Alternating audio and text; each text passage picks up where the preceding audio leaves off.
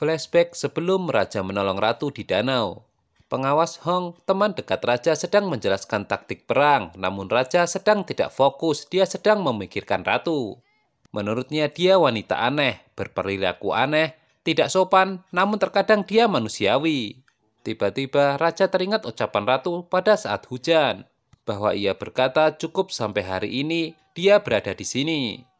Raja menyadari makna ucapan ratu yang artinya ia ingin bunuh diri lagi. Raja pun panik, bergegas pergi ke danau. Raja pun menceburkan diri ke danau dan berhasil membawa ratu keluar dari danau.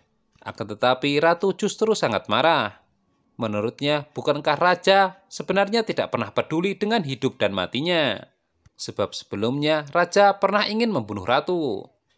Raja berusaha menahan ratu yang ingin melompat kembali ke danau. Ratu mulai putus asa menjelaskan semuanya kepada raja, karena apapun yang dia katakan, raja tidak akan pernah mengerti maksudnya.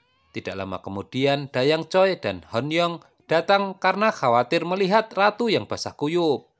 Raja akhirnya memerintahkan mereka untuk segera membawa ratu ke kamar. Di sisi lain, Byong-in sedang bersiap untuk pelantikan. Namun tetap saja ia tidak bisa berhenti memikirkan ratu. Byong-in juga masih penasaran dengan pemilik kain yang ia temukan.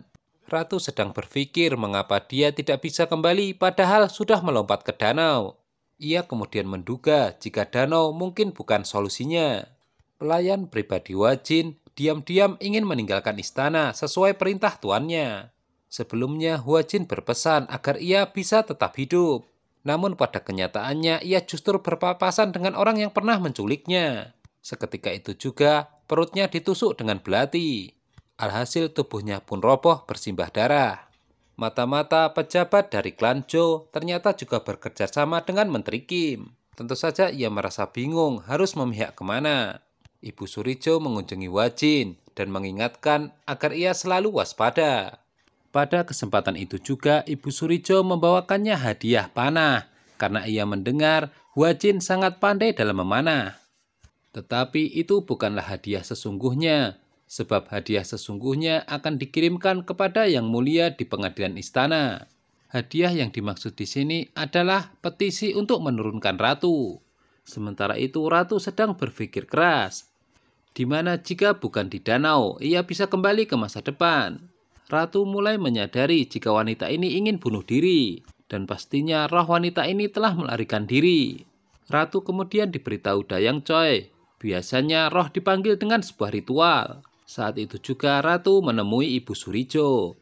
Padahal sebelumnya Dayang Choi mengingatkan Ratu bahwa acara penyembahan atau jimat dilarang di istana. Meskipun begitu, tanpa basa-basi Ratu menanyakan tentang ritual dan jimat kepada Ibu Surijo.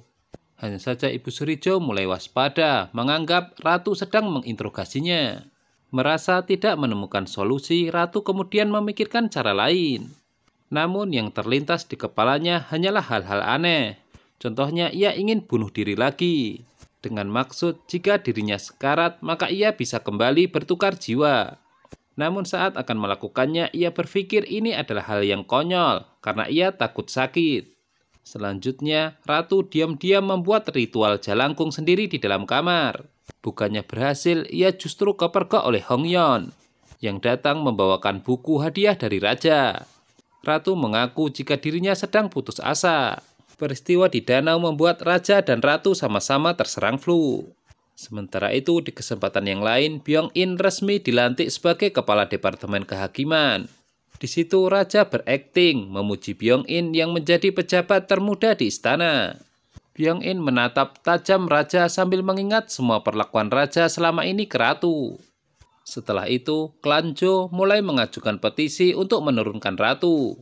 Dengan memberikan alasan kondisi mental ratu yang sedang tidak sehat. Tanpa diduga, raja marah besar. Ia menolak petisi tersebut.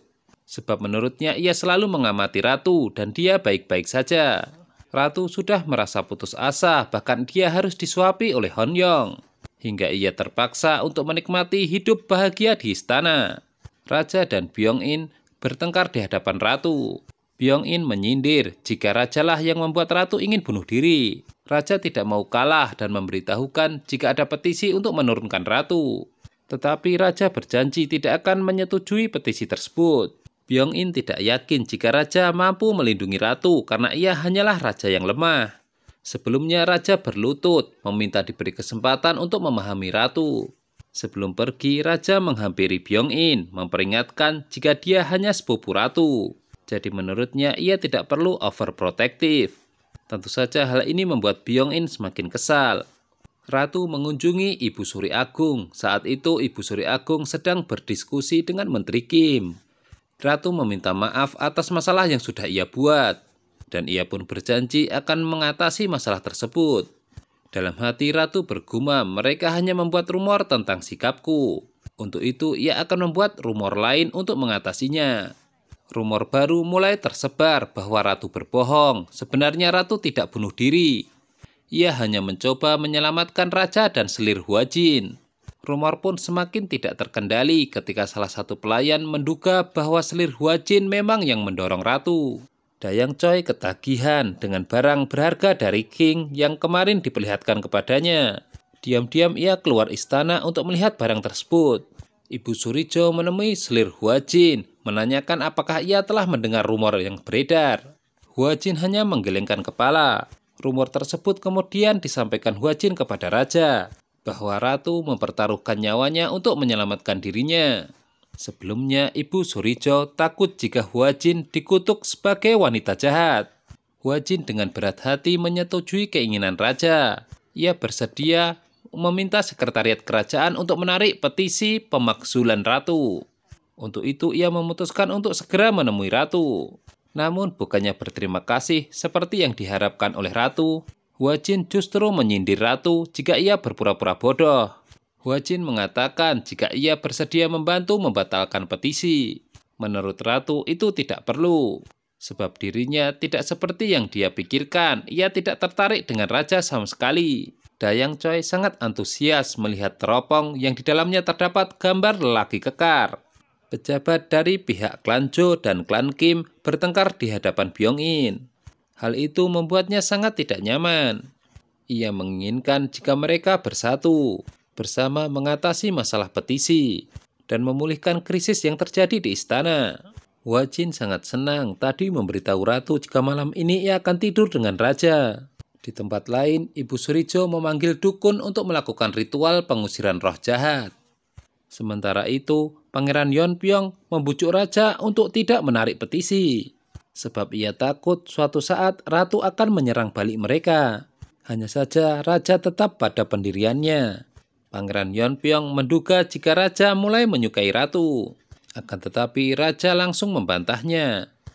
Koki kerajaan hanya bisa menggerutu di belakang ratu yang saat itu sedang menyulam. Tapi ternyata ratu mendengarnya dan koki kerajaan hanya bisa terdiam. Ratu membuat rencana baru untuk menyelamatkan dirinya. Sampai-sampai ia merasa tidak peduli dengan hadiah yang diberikan raja. Huajin sudah selesai dandan untuk menyambut kedatangan raja.